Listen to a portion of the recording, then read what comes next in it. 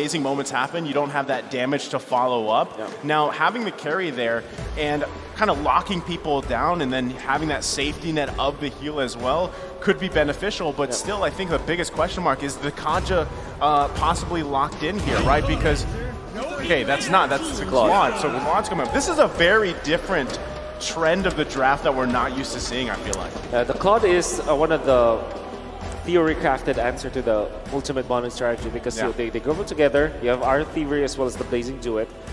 Then again, the presence of the Benedetta kind of makes it difficult because you have ways to kind of bring back the damage, and also you have access to the backlines. Not just the Benedetta, but also the carry, right? Claude really struggles up against the carry in this lane matchup. So picking up that Claude is a bit risky. Yeah. But I get what they're trying to do, right? They're up against the Ube, they're up against this kind of strategy where they want to group up. That's some AoE damage, and on top of that, you also have that Battle Mirror image that just is such a good escape tool. Yeah. And Incendio Supremacy, from the games we saw, or from last game, literally, they really struggle to pinpoint on a target when you're up against so much mobility, and that's exactly what Hawk are doubling down on.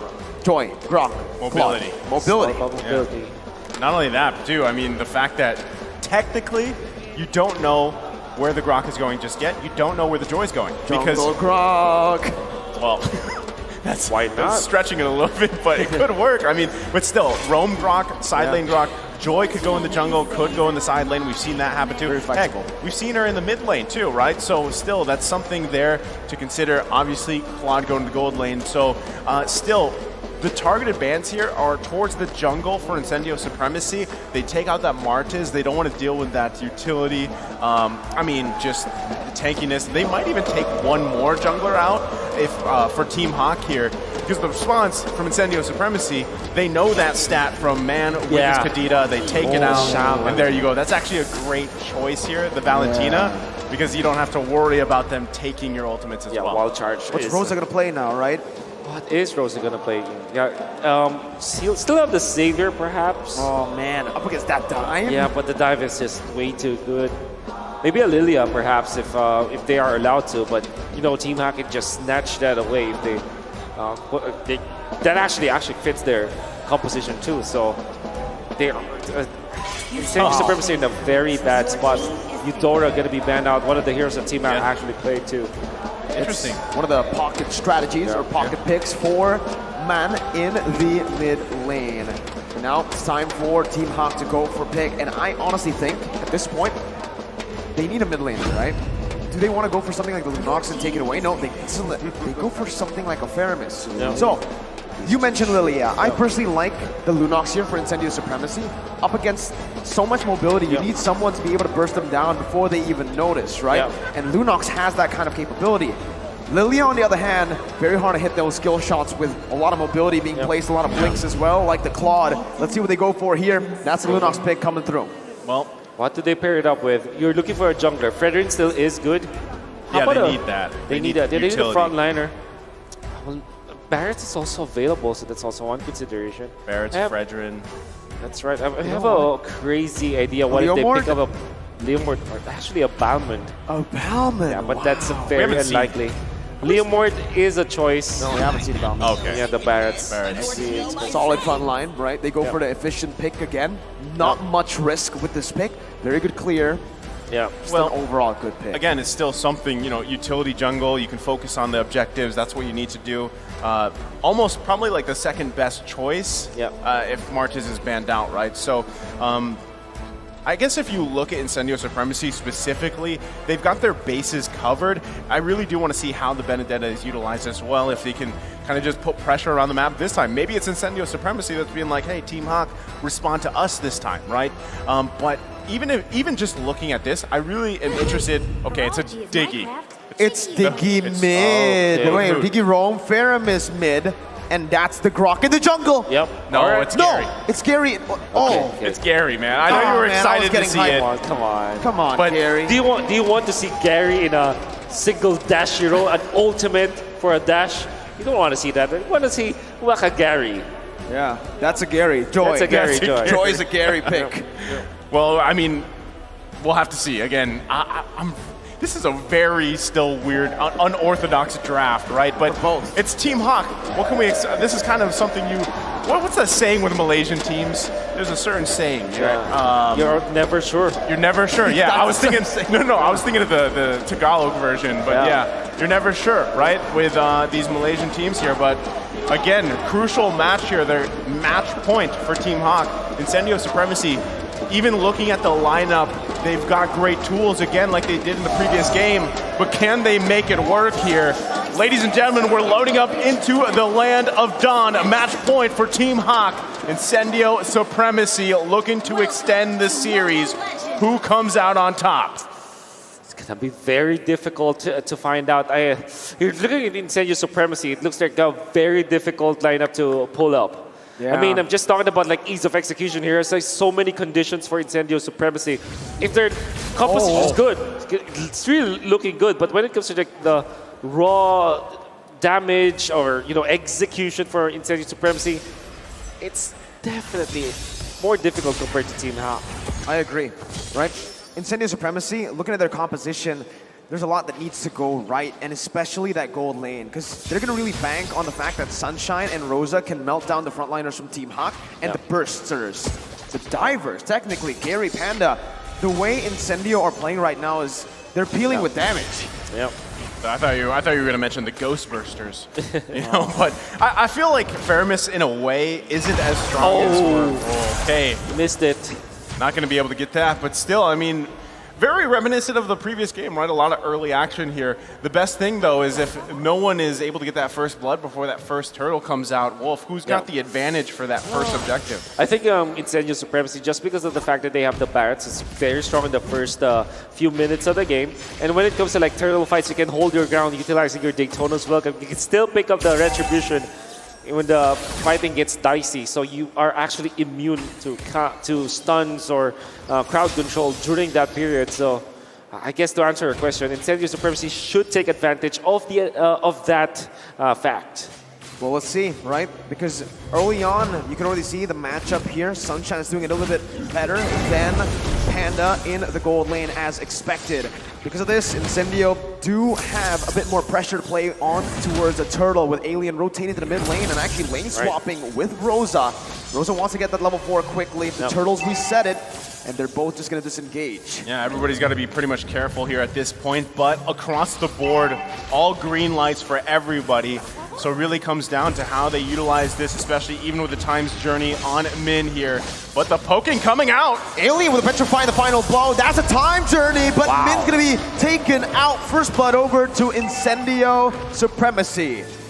Oh, great decision there coming out from Alien. Also able to secure that first kill for himself. Should also be that turtle. Whoa. Gary coming in, picking up the retry. That's a missed time by Lola, as Gary now is going to be forced to back off. Tienzi picks up the kill. Man, forced to flicker out, and Tienzi will just trade that away with a purple buff steal on Team Hawk's jungle. Fortunately for Incendio Supremacy, they found the post-turtle fight and won it, because the setup was already there for Incendio Supremacy. They have 4 ultimates available in that fight. Alien already poked T-Mac and got a kill afterwards. They have all the advantage in the world. Even Gary's a level under the opposing Barretts, the jungler of Incendio Supremacy. So everything should be theirs that moment.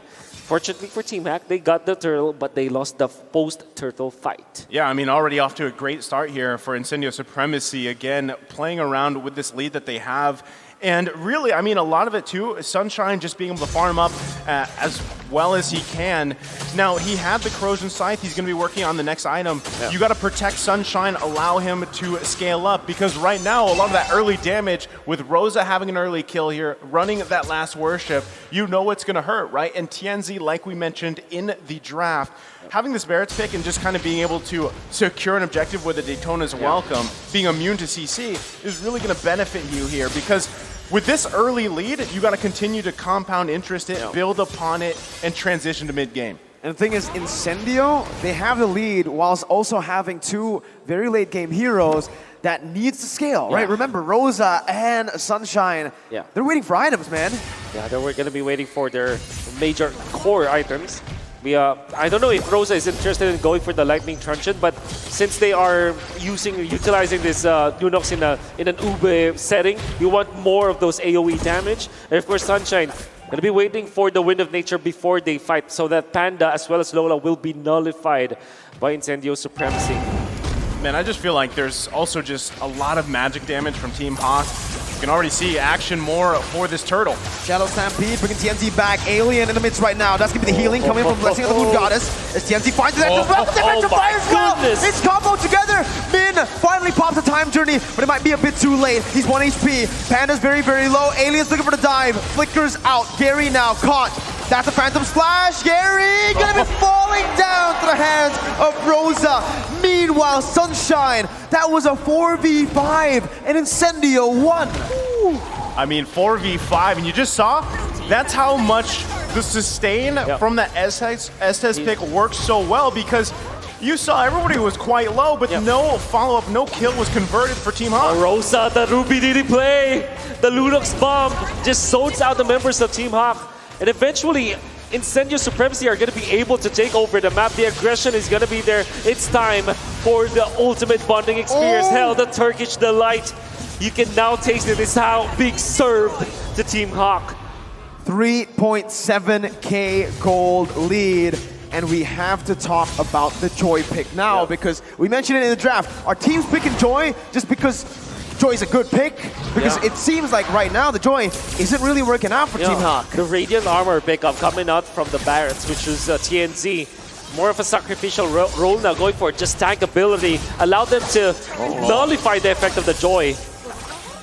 Well, I mean, at least they get a turret here on the top side, right? But Lola having a bad day. Lola is just not, having a good day. 0-2-0 here in this game. Incendio keep on punishing him, but he's under the turret. It's not like he has any counterplay to that right now. Well, Rosa. But deadly, man. I do agree with this. Number 2 in hero damage, as you see, very aggressive plays coming out from Rosa, committing the Lunox bomb against under the turret, and he will not stop. Oh, Sunshine. It's a solo kill, practically. He goes in for the BMI, but will actually just fall to Sunshine. Sunshine still gonna be able to pick up the double under the turret while Rosa is tanking, and Apex is dealing out the heals. Oh, it's very aggressive, combining the two ultimates of the Lunox, and of course the fact that Apex 47 can just heal him up. They're so aggressive right now because they don't get the Phantom Step to clear it out, and this is total dominance from Incendio Supremacy. He's an assassin, he's not a marksman. It's always sunny in the land of Dawn when Sunshine's playing, man, because what a game he's having on this carry already. It's not even at the 8-minute mark here. Next turtle comes up in, what, almost a 6k gold lead. Massive here for Sunshine. And, I mean, it's Incendio Supremacy coming out just swinging, basically, at this point. They know their timings, they know what they needed to wait for, and now they have total dominance. They will not be defending bottom lane, unfortunately, as Alien is far too late for that. Oh, I say that, though.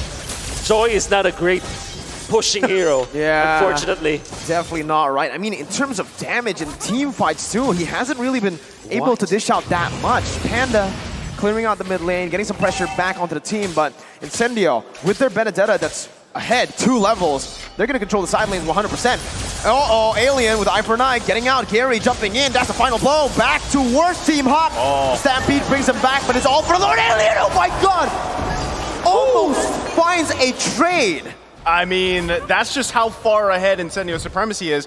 But meanwhile, Alien going, what, 1 versus 4?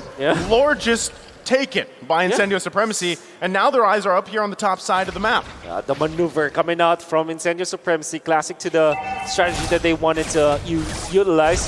The XP lane will play the opposite lane from the Lord, or the long lane, and then they just take the Lord afterwards. They bought a lot of time. They even took the tier 2 turret up top, and now they're controlling mid. So with the Lord, I think that they will be able to clear out all of the outer turrets of Team Hack. I think you've just planted Gary there. He's going to deal with the Lord the best he can, but Team Hawk going to have to sacrifice probably some more turrets here, trying to buy as much time as possible with that Guardian's Barrier, but ultimately going to lose more space across the map. So the question is, even at this point, as the game transitions even further, what does Team Hawk need to do here to stay in this game, to get back from this massive lead from Incendio Supremacy, Wolf. Wow, I guess it's the Gary macro that will be the answer. On a Joy, though. On a Joy. Unfortunately, I mean, surely you have a lot of dashes, right, that you can escape. But now look at the pincer maneuver coming out.